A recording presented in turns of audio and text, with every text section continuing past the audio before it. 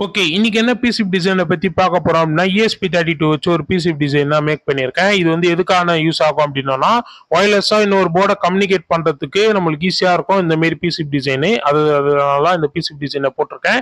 இது வந்து நம்ம UART கான்செப்ட்ல நம்ம வந்து இந்த பிசிபி டிசைன மேக் பண்ணியிருக்கோம்.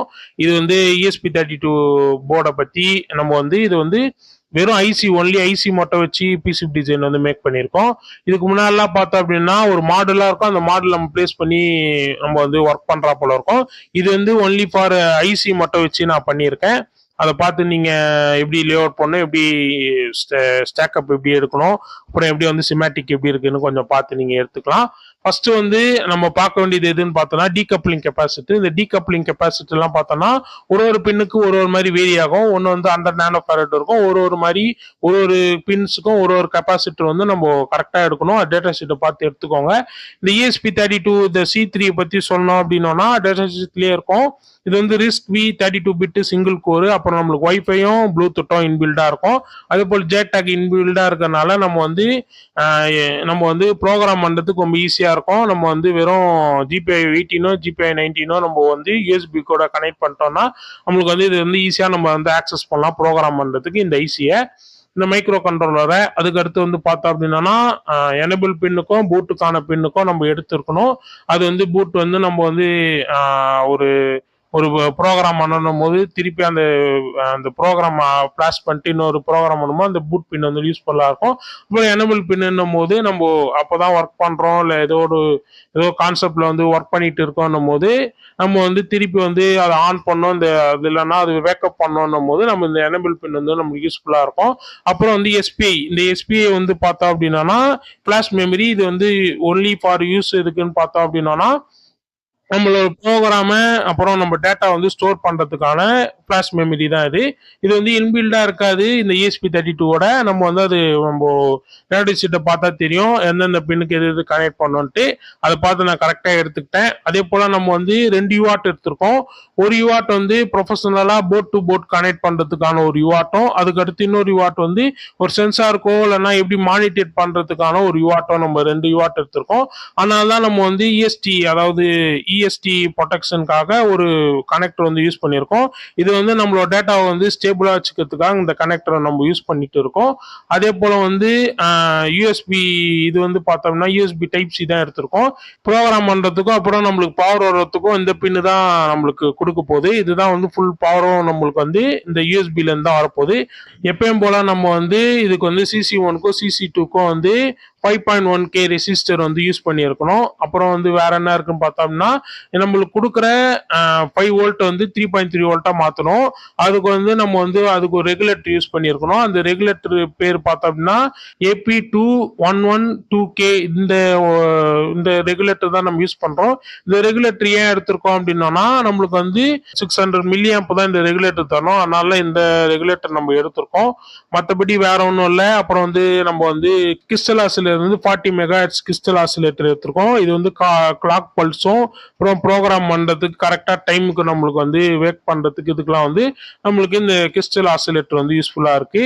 அப்புறம் வந்து நம்மளுக்கு எந்த ப்ராப்ளத்திலும் ஸ்டக் ஆகி நிக்க கூடாது. நம்மளோட ஸ்டேபிளா நம்மளுக்கு பவர் போயிட்டு நிக்கணும். அது ஃப்ளோ கரெக்டா இருக்கிறதுக்காக நம்ம வந்து யூவாட்டுக்கு 2 யூவாட்டுக்கும் சரி நம்ம வந்து 47K ரெசிஸ்டர் வந்து யூஸ் பண்ணியிருக்கோம். வேற ஒன்றும் இல்லை. இவ்வளவுதான் இதோட சிமேட்டிக். இந்த சிமேட்டிக்ல பார்த்தோம் அப்படின்னா நம்மளுக்கு வெறும் கான்செப்ட் ரொம்ப ஈஸியா இருக்கா போலதான் இருக்கும். ஆனா இதுல வந்து முக்கியமான நம்ம வயர்லெஸ் கம்யூனிகேஷனுக்கு எது பார்த்தோம் அப்படின்னா இந்த RF இந்த பின்னு மட்டும்தான். இந்த LMA இன்னு இருக்குல்ல, இந்த LMA இந்த பின்னு தான் நம்மளுக்கு வந்து கனெக்ட் பண்ணி நம்ம வந்து இன்னொரு போர்டு கூட கம்யூனிகேட் பண்ணணும் போது வயர்லெஸ்ஸா யூஸ் ஆகுறது இந்த பின்னு தான். இது வந்து பக்காவா நம்ம வந்து ப்ராப்பரா எடுத்தாகணும்.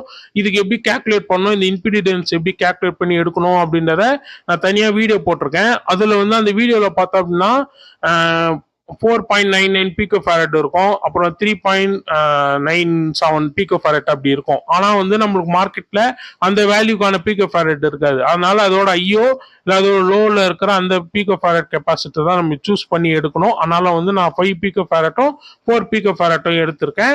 அப்புறம் வந்து இந்த SMA கனெக்டர் பத்தி நம்ம வந்து எப்படி சொல்லணும்னா நம்ம பிசிபி ஆண்டனான்னு இருக்கும். அந்த பிசிபி ஆண்டனாவே எடுக்கலாம். ஆனா நம்ம வந்து அந்த பிசிபி ஆண்டனா எடுக்கிறது ரிஸ்க் ஆண்டனாஸ்க்கு ஏன் அப்படி சொல்றேன்னா, அது வந்து கரெக்டான அதாவது அதோட ஃபுட் பிரிண்ட் கரெக்டா இல்லையோ இல்ல ப்ராப்பரா அது வந்து ஹேண்டில் பண்ணலையோ அந்த மாதிரி ப்ராப்ளம் இருக்குன்னும் போது நம்மளுக்கு அது இஷ்யூ ஆகும். அதனால எப்பயுமே அந்த பண்றோன்னும் போது அந்த பிசிபி ஆண்டனாவே நம்ம வந்து கொஞ்சம் பார்த்து எடுக்கணும். அது வந்து நம்ம ஃபுட் பிரிண்ட் கரெக்டா இல்லைன்னும் போது நம்மளுக்கு ப்ராப்ளம் ஆகும்.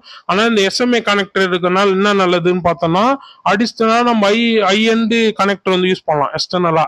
அதே போல நம்ம வந்து வேற எப்படி சொல்ல இவ்வளோ இவ்வளோ ரேடியேஷன் தவிர மீதி இன்னும் எக்ஸ்டெண்ட் பண்ணோம் அப்படின்னும் போது நம்ம இந்த எஸ்எம்ஏ கனெக்டர்ல கனெக்ட் பண்ணி நம்ம யூஸ் பண்றோம் போது நம்ம வேரியபிளான நிறைய ஆண்டனாஸ் வந்து யூஸ் பண்ண முடியும். இந்த எஸ்எம்ஏ கனெக்டர்ல கனெக்ட் பண்ணி யூஸ் பண்ற ஆண்டனாஸ் நம்ம ரேஞ்சு நல்லா இருக்கும். அதனால இந்த எஸ்எம்ஏ ஆண்டனா வந்து நம்ம வந்து இந்த எஸ்எம்ஏ கனெக்டர் வந்து யூஸ் பண்றது ரொம்ப நல்லது. நம்ம ஆண்டனா வந்து எக்ஸ்சேஞ்ச் பண்றதுக்கு இது சூப்பரா இருக்கும். அதனால இந்த எஸ்எம்ஏ கனெக்டர் நான் எடுத்துக்கிட்டேன். இதுதான் இவ்வளவுதான். இந்த சிமேட்டிக்ல பார்த்தோம் அப்படின்னா இவ்வளவுதான். மற்றபடி வேற ஒன்றும் இல்லை. இப்போ நம்ம வந்து பார்த்தோம் அப்படின்னா நம்ம லேஅவுட் போயிடும். லேஅவுட்ல பார்த்தோம் அப்படின்னோம்னா நம்ம வந்து இது வந்து வெறும் ஐசி மட்டும் வச்சு பண்றதுனால நம்ம வந்து ஐசி வந்து கொஞ்சம் போர்டு எட்ஜில் வச்சிருக்கேன். ஏன்னா நம்ம வந்து ஆர்எஃப் ட்ரேஸ் போகுதுன்றதுனால நான் வந்து போர்டு கொஞ்சம் எட்ஜில் வச்சிருக்கேன் நம்மளோட ஐசியை. ஃபர்ஸ்ட் வந்து நம்ம யூஎஸ்பிலேருந்து வரதை பார்ப்போம். நம்ம யூஎஸ்பிலேருந்து வர அந்த ரூட்டிங் வந்து கரெக்டாக ப்ராப்பராக நம்மளுக்கு எப்பயுமே வந்து நம்மளோட லேஅவுட் பண்ணுறோன்னும் போது நம்ம ட்ராக்குக்கெல்லாம் வந்து ஒரு சில கிளியரன்ஸ் வந்து இருக்கணும். அந்த கிளியரன்ஸ் இல்லைன்னும் போது நமக்கு வந்து இந்த கிராஸ் டாக் இதெல்லாம் வந்து மினிமிஸ்டுக்கு ஆகும். அது அந்த ஒரு ப்ராப்ளம் இருக்கும். அது மினிமிஸ்ட் பண்ணோம் அப்படின்னும் போது நம்ம வந்து கிளியரன்ஸ் வந்து கரெக்டாக எடுத்துருக்கணும். இப்போ எக்ஸாம்பிள் பார்த்தோம் அப்படின்னா இதுக்கான கிளியரன்ஸ் பார்த்தோம் அப்படின்னா இந்த போர்ட்ல இருந்து வர்றதை நம்மளால மாற்ற முடியாது. ஆனா போற இது வந்து நம்ம கிளியரன்ஸ் வந்து இப்போ பார்த்தோம் அப்படின்னா இதுக்கு வந்து 0.9 mm இருக்கு. அப்படின்னும் போது நம்மளுக்கு கிளியரன்ஸ் இந்த அளவுக்கு பக்காவா இருக்கு. அதுக்கு நான் ஒரு தனி வீடியோ போடுறேன், ஒரு ஷார்ட்ஸா போடுறேன். அப்போ உங்களுக்கு ஈஸியா இருக்கும். இந்த மாதிரி லேஅவுட்லாம் நம்மளோட சிக்னல் கனெக்டிங் பண்ற அந்த லேஅவுட் வந்து கரெக்டா பண்ணணும். இந்த சிக்னல் ட்ரேஸ் எல்லாம். அப்புறம் வந்து ஃபிளாஷ் மெமரி பார்த்தோம் அப்படின்னா நம்ம ப்ராப்பரா அதோட போர்டோட அதாவது நம்மளோட மைக்ரோ கண்ட்ரோலரும் நம்ம ஃபிளாஷ் மெமரியும் கிட்டக்க இருக்காப்போல நம்ம லேஅவுட் பண்ணணும் போது நம்மளுக்கு வந்து ப்ராப்ளம் எதுவும் வராது. ஏன் ப்ராப்ளம் வராதுன்னும் போது நம்மளுக்கு இது கொஞ்சம் அவைவா வச்சு நம்ம பண்றோம், இல்லை இன்னும் கொஞ்சம் தள்ளி வச்சு பண்றோம்னும் போது நம்மளுக்கு வந்து அதுக்கு வந்து யூஸ்ஃபுல்லா இருக்குது. ரெசிஸ்டர் யூஸ் பண்ணி நம்ம தள்ளி வச்சு கூட பண்ணலாம். ஏன்னா அப்படி பண்ணா நம்மளுக்கு எந்த எந்த ப்ராப்ளமும் வராது. அந்த மாதிரி லேஅவுட் பண்ணலாம். ஆனா நம்மளுக்கு வந்து அது தேவைப்படாது. அதனால நம்ம வந்து நம்ம ESP32ஓட பக்கத்திலேயே வச்சு நம்ம வந்து இந்த ஃபிளாஷ் மெமரி யூஸ் பண்றோம் போது நம்மளுக்கு வந்து எந்த ப்ராப்ளமும் வராது. ஸ்டோரேஜும் பக்காவா இருக்கும். நம்மளுக்கு ப்ரோக்ராமும் ஈஸியா நம்மளுக்கு இருக்கும். லேஅவுட் வந்து இந்த மாதிரி மெத்தட்ல பண்ணுங்க. அதுக்கடுத்து பார்த்தோம் அப்படின்னா நம்மளோட யுவாட் வந்து பார்த்தோம் அப்படின்னா நம்ம வந்து அதுக்கு ஸ்டேபிளா இருக்கிற ரெசிஸ்டர் வந்து நம்மளோட கனெக்டரோட இந்த EST கனெக்டரோட முன்னாடி வச்சு நம்ம கனெக்ட் பண்ணி அதை வந்து லேஅவுட் பண்ணி நம்ம எடுத்துருக்கணும். அப்புறம் நம்ம யூஆர்ட்டுக்கு வந்து நான் வந்து ஜேஎஸ்டி அந்த கனெக்டர் யூஸ் பண்ணியிருக்கேன். இது வந்து நம்ம வந்து போர்டில் கனெக்ட் பண்ணுறதுக்காக இன்னொரு போர்ட் டு போர்ட் கனெக்ட் பண்ணி நம்ம வந்து கண்ட்ரோல் பண்ணுறதுக்காக இது எடுத்திருக்கேன். அப்புறம் வந்து இன்னொரு யூஆர்ட் இருக்குல்ல, அது வந்து நம்ம வந்து வெறும் ஒரு பின் கனெக்டராக எடுத்திருக்கேன். ஏன்னா வந்து நம்ம வந்து சென்சார்ஸ்க்கு இந்த மாரி யூஆர்ட் வந்து யூஸ் பண்ணணும் போது இந்த மாரி கனெக்டர் வந்து நம்ம மானிட்டர் பண்ணுறதுக்கு இந்த மாரி யூஆர்ட் வந்து நம்மளுக்கு யூஸ்ஃபுல்லாக இருக்கும். அதனால இந்த மாரி அதாவது பின் கனெக்டர் நம்ம யூஸ் பண்ணி எடுத்தாச்சு. அப்புறம் வந்து கிறிஸ்டல் ஆசிலேட்டர் வந்து பார்த்தோம் அப்படின்னா நம்ம வந்து கொஞ்சம் போர்டு எட்ஜில் கூட வச்சு நம்ம பண்ணலாம். நம்ம ஒரு கொஞ்சம் கிட்ட இருக்கணும், அந்த மாரி லேஅவுட் பண்ணி எடுத்துக்கோங்க. அப்புறம் வந்து டீகப்ளிங் கெப்பாசிட்டர் ஒரு அளவுக்கு வெளியே தான் வரும். இந்த போர்டில் ஏன் அப்படின்னா நம்ம ஒரு சில டீகப்ளிங் கெப்பாசிட்டர் கொஞ்சம் வெளியே தான் இருக்கும். அதை நம்ம ஒன்றும் பண்ண முடியாது. அது வந்து நம்மளால முடிஞ்ச அளவுக்கு கொஞ்சம் போர்டோட நம்மளோட மைக்ரோ கண்ட்ரோலோட கொஞ்சம் ஷார்ட்டா வச்சு நம்ம டீகப்ளிங் கெப்பாசிட்டர் வந்து பண்ணிக்கணும். அப்புறம் வந்து முக்கியமா வந்து ஆர்எஃப் ட்ரேஸை பத்தி பார்க்கணும். அதை வந்து நான் கடைசியா சொல்றேன். இவ்வளவுதான் இந்த லேஅவுட்ல வந்து பார்த்தோம்னா இவ்வளவுதான். இதுல வந்து நம்ம ஸ்டாக்அப் எப்படி எடுத்திருக்கோம் அப்படின்னா ஃபர்ஸ்ட் லேயர் ஃபுல்லா சிக்னல் ட்ரேஸ் இருக்கும். அப்புறம் செகண்ட் லேயர் ஃபுல்லா ஜிஎன்டி, அப்புறம் ஃபோர்த் லேயரும் ஜிஎன்டி, அப்புறம் தேர்ட் லேயர்ல வந்து பார்த்தோம் அப்படின்னா நம்மளுக்கு வந்து 3.3 வோல்ட்டுக்கான அந்த பவர் காப்பர் போர் வந்து போட்டிருக்கேன். இப்போ வந்து நம்ம வந்து ஃபோர்த் லேயர்ல பார்த்தோம் அப்படின்னா ஒரு ஃபிளாஷ் மெமரிக்கு மட்டும் நம்ம ஃபோர்த் லேயர்ல வந்து ரெண்டு ட்ராக் மட்டும் சிக்னல் ட்ராக் போகும். மற்றபடி வேற எதுக்கும் சிக்னல் ட்ராக் கிராக் போகாது. அது பார்த்துக்கணும். அது மட்டும் தான் இதோட ஸ்டேக்கப் பார்த்தோம் அப்படின்னா அவ்வளவுதான். இதுதான் ஸ்டேபிளா இருக்கும். நம்மளுக்கு எந்த ப்ராப்ளம் வராது நம்ம பிசி போர்ட்ல. அதனால இந்த மாதிரி ESP32 யூஸ் பண்றோம்னும் போது நம்மளுக்கு வந்து ஸ்டேக்கப் ரொம்பவே நம்ம பக்காவா எடுத்தானா நம்மளுக்கு வந்து எந்த ப்ராப்ளமும் வராது. அதனால நீங்க ஸ்டேக்கப் வந்து கரெக்டா ப்ராப்பரா எடுத்துக்கோங்க. அப்புறம் வந்து நம்ம இப்போ மெயினா வந்து பார்க்க வேண்டியது எதுன்னு பார்த்தோம் அப்படின்னா நம்மளோட ஆர்எஃப் ட்ரேஸ். இந்த ஆர்எஃப் ட்ரேஸ் வந்து முக்கியமா இதை வந்து பார்க்கணும். ஏன் அப்படின்னா இதோட கீழே வந்து நம்மளுக்கு வந்து காப்பர் போர் எதுவும் இருக்கக்கூடாது. ஏன் இருக்கக்கூடாது அப்படின்னா விஸ்பர் கெப்பாசிட்டன்ஸ் சொல்லுவாங்க. இந்த கெப்பாசிட்டன்ஸ் வந்து என்ன பண்ணோம் அப்படின்னா நம்ம போர்டை வந்து நம்ம ஜிஎன்டியோ இல்லைன்னா கீழே ஏதோ ஒரு கிரவுண்டு இல்லாம ஜிஎன்டி எதுவும் இல்லாம நம்ம கீப் அப் ஜோன் போட்டு நம்ம எடுத்தோம்னா நம்மளுக்கு எந்த ப்ராப்ளமும் வராது. நம்மளோட ஆர்எஃப் ட்ரேஸ் வந்து பக்காவா நம்மளுக்கு ஒர்க் ஆகும். இதுல வந்து பூஸ்ட் பவர் பர்ஃபார்மன்ஸ் நம்மளுக்கு நல்லா வரணும். நம்மளுக்கு வந்து பர்ஃபார்மன்ஸ் வயர்லெஸ் பர்ஃபார்மன்ஸ் நல்லா வரணும் போது நம்ம வந்து கீப் அப் ஜோன்லாம் கொஞ்சம் எடுத்துட்டு அதே போல் நம்ம லே அவுட் பண்றோம் போது ஒரு கெப்பாசிட்டர் ஒரு இண்டக்டர் ஒரு கெப்பாசிட்டர் இப்படி வருதுன்னும் போது நம்ம வந்து இதோட இப்போ வந்து ஸ்டேட்டா இருக்கணும். இந்த கெப்பாசிட்டரும் சரி இந்த இண்டக்டரும் சரி இந்த கெப்பாசிட்டரும் சரி இந்த SMA கனெக்டரும் சரி இது வந்து நம்ம ஸ்டேட்டா இருக்கணும். இப்போ இது வந்து நம்மளுக்கு வந்து இது கொஞ்சம் தள்ளி இருக்கு இந்த மாதிரி இருக்கு நம்ம இப்படி லே அவுட் பண்ணி இப்படி எடுத்துட்டு போறோம் அப்படின்னோம்னா நம்மளுக்கு வந்து இம்பிடன்ஸ் லாஸ் இந்த மாதிரி நிறைய ப்ராப்ளம் வரும். அதனால இந்த இம்பிடன்ஸ் எந்த ப்ராப்ளமும் வரக்கூடாதுன்னும் போது நம்ம லே அவுட்ல தான் ஃபோக்கஸ் பண்ணி பார்க்கணும். அதே போல நம்ம எடுக்கிற கெப்பாசிட்டன்ஸ் வேல்யூவும் வந்து நம்ம கரெக்டா எடுத்துருக்கோம். அப்படின்னா தான் நம்மளுக்கு ஆர்எஃப் டெஸ்ட்ல எந்த ப்ராப்ளமும் வராது. ஏன்னா இது வந்து முழுக்க முழுக்க வந்து இந்த ESP32 நம்ம எடுத்து இந்த ஐசி அதாவது வந்து ஒரு மாடலா இருக்காம நம்ம ஒரு ஐசி எடுத்து நம்ம லே அவுட் பண்றோம் போது இது ரொம்ப ரொம்ப முக்கியமான விஷயம் வந்து இந்த ஆர்எஃப் ட்ரேஸ். இந்த ஆர்எஃப் ட்ரேஸ்னால இது ஒயர்லெஸ் கம்யூனிகேஷனுக்காக தான் இந்த ESP32 யூஸ் பண்ணுவாங்க. அப்படின்னும் போது நம்ம பிசிபி டிசைன் மேக் பண்றோம் போது கண்டிப்பா இந்த ஆர்எஃப் ட்ரேஸை பத்தி கொஞ்சம் ஃபோக்கஸ் பண்ணி பார்க்கணும். அதனால நீங்க அந்த போர்டுக்கு நம்மளுக்கு வந்து எட்ஜில் வந்து நம்மளோட SMA கனெக்டர் வச்சிருக்கணும். அதே போல நம்ம ட்ரேஸுக்கான அந்த லென்த் இருக்குல்ல இப்போ வந்து எக்ஸாம்பிள் சொன்னோம் அப்படின்னா நம்மளுக்கு வந்து இப்போ இந்த ட்ரேஸ் வந்து பார்த்தோம் அப்படின்னா நம்மளுக்கு வந்து லென்த் வந்து எவ்வளோ இருக்கும் அப்படின்னா இந்த பின் டு இந்த பின் வந்து நம்மளுக்கு வந்து ஒரு 8 mm வரைக்கும் இருக்கலாம். நம்ம வந்து ஒரு இப்போ லே அவுட் பண்ணியிருக்கிறது பார்த்தோம் லென்த் வந்து பார்த்தோம் அப்படின்னா ஒரு 6 mm இருக்கு. இந்த 6 mm வச்சு நம்மளால வந்து நம்ம வந்து லே அவுட் பண்ணது வந்து ப்ராப்பரா நம்மளுக்கு ஒர்க் ஆகும். நம்மளுக்கு வந்து வயர்லெஸ் கம்யூனிகேஷன் பர்ஃபார்மன்ஸ் வந்து நம்மளுக்கு கரெக்டா இருக்கும். இதே நம்ம கொஞ்சம் ரொம்ப தள்ளிடும் ரொம்ப ரொம்ப லென்த்தா இருக்கு ரொம்ப தூரமா இருக்குன்னும் போது நம்மளுக்கு நிறைய லாசஸ் நடக்கும். இந்த பர்ஃபார்மன்ஸ்ல நிறைய லாசஸ் இருக்கும். அதனால நம்மளோட லென்த்தும் பார்க்கணும். அதே போல நம்ம வைக்கிற அந்த கெப்பாசிட்டர் இண்டக்டர் இதோட நம்ம வைக்கிற பிளேஸ்மெண்ட் வந்து கரெக்டா நம்ம ஸ்டேட்டா இருக்கணும். அப்படின்னா நம்மளுக்கு ஆர்எஃப் ட்ரேஸ்ல எந்த ப்ராப்ளமும் வராது. அதே போல கீப் அப் ஜோன் எடுத்துட்டோம் அப்படின்னா நம்மளுக்கு எந்த இஷ்யூவும் வராது எந்த லாஸும் இருக்காது. அதனால அதை நீங்க கேர்ஃபுல்லா வந்து இந்த பிசிபி டிசைன்ல நீங்க வந்து பார்க்கணும்.